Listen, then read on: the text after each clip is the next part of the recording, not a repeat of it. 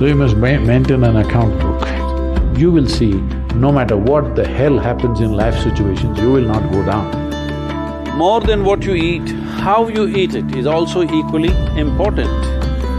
Check and see if you're still alive. If you are, just do this much for your sake. This is the end of suffering. Once there is no fear of suffering, only then you will explore the full depth and dimension of this life.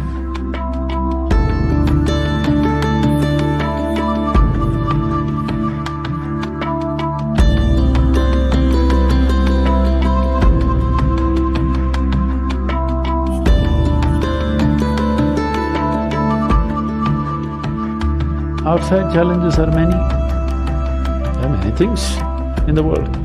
Some things will happen, some things won't happen, some things will act for us, something will work against us. These things are happening all the time. But am I functioning for myself or am I functioning against myself? Within this, is my life little more exuberant, little more better, little more joyful, little more peaceful? You just measure this every day. So you must maintain an account book. Yes, if you're doing business, how do you know whether you're progressing? Only one who keeps accounts knows whether he is making money or going down, isn't it so? Similarly, you must maintain an account. You just see, let's say yesterday you were joyful 5 times in the day. Today if you're 6, you're better. Tomorrow if you're 7, you're better. But day after tomorrow if you're 3, you're worse. How many moments of joy do you have? Why I'm talking about joy is we are not using joy as a goal. Joy is a measure. Joy means you're at ease. Joy means you become more of life than being a mental mess, isn't it? Joy does not mean that you attain to something. Joy simply means life has come to ease, you're not messing yourself up.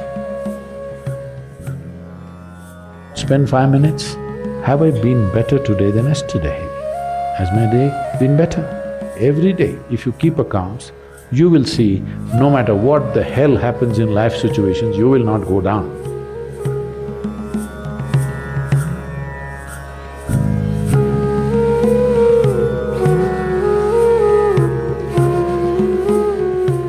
Here I'm not trying to tell you what to eat and what not to eat.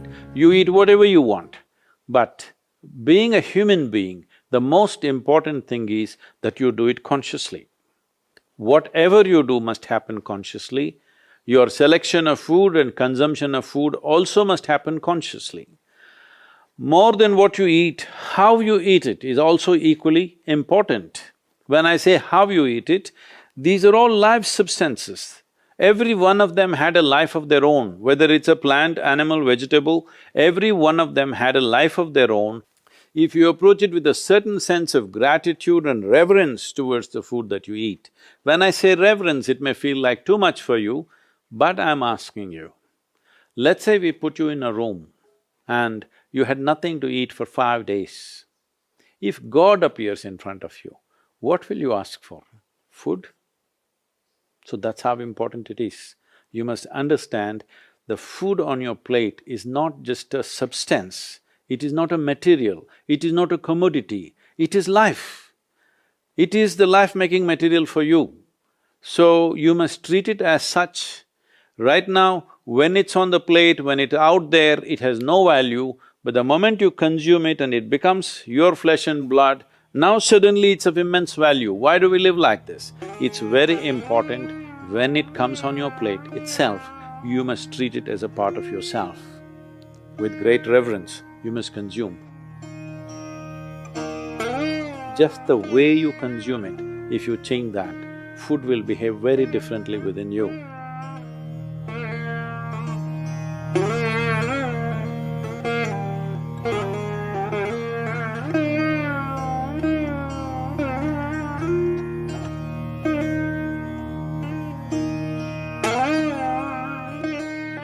The soil that you walk upon has a certain sense of intelligence and memory. So even if you happen to live in a concrete jungle, it is important to keep in touch with the earth upon which you live. create ways for yourself to somehow remain in touch with the soil or the earth upon which you live, that part of the earth. With your bare hands and bare feet, see particularly the palms and the soles, if they come in touch with the earth on a daily basis, at least for a few minutes, a certain harmonizing of the physiological process will happen just being in contact with the earth. If you spend at least a few minutes in your garden, barefooted, touching plants or trees, because this is the basis of your life. All life, yours and every other creature, has come out of this earth. Stay in touch with it and harmonize your system.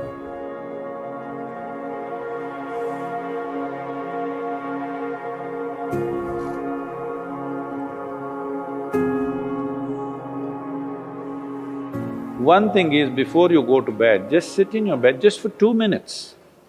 2 minutes, just see, suppose you're going to die right now in 2 minutes' time, how it'll be, and then sleep. You will see tomorrow when you wake up, you will wake up like you just born. If you go to sleep with this awareness, you will wake up with a completely new dimension of energy within you. Suppose you wake up tomorrow. No, that's not… See, you think it's a joke, that's a problem. Every day, nearly 300,000 people don't wake up tomorrow. So in case you wake up tomorrow, check and see if you're still alive. If you are, just do this much, for your sake, not my sake. One big smile, you're still alive. Hello?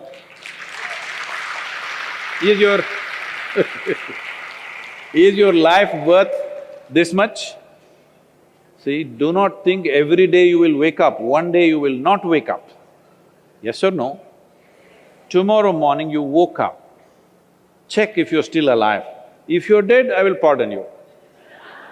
If you're alive, one big smile.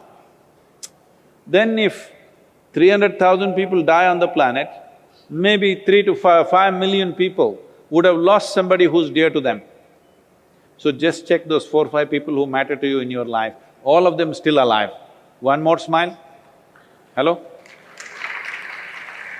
And you looked at the watch, it's 7 o'clock and you're still alive. One more smile. Hello? From now on you must do this every time you look at the time. If you're alive, you must smile, because this is the greatest thing happening to you. Not your money, not your profession, not your family, you're alive right now, this is the thing. Very brief, let's make it happen.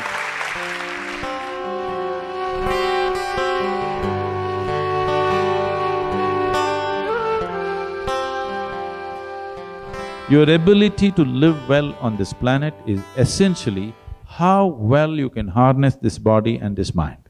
Yes or no? So if you have to harness this the way you want it, it's very important. There is a little space between you and the body. There is a little space between you and the mind. Whatever suffering, any kind of suffering that you have known in your life has entered you either through the body or through the mind. Do you know any other kind of suffering? Do you know any other kind of suffering? Physical suffering, mental suffering. There's only 2 things you know, isn't it? If a little distance arises between you and the body, between you and the mind, this is the end of suffering. Once there is no fear of suffering, only then you will explore the full depth and dimension of this life. So, one thing we want to do is, we are bringing this what's called as Isha Kriya, which gives you a distance between you and your thought, between you and your body. If people experience this for 2 minutes a day, their lives will change. Definitely, I'm telling you. Once they know the freedom of it, you will not like anything. You will not like any drink or drug or whatever, because it is a much big high than that. Much big high than anything that you have seen. So one of the resolutions that you take for the new year is, I meditate.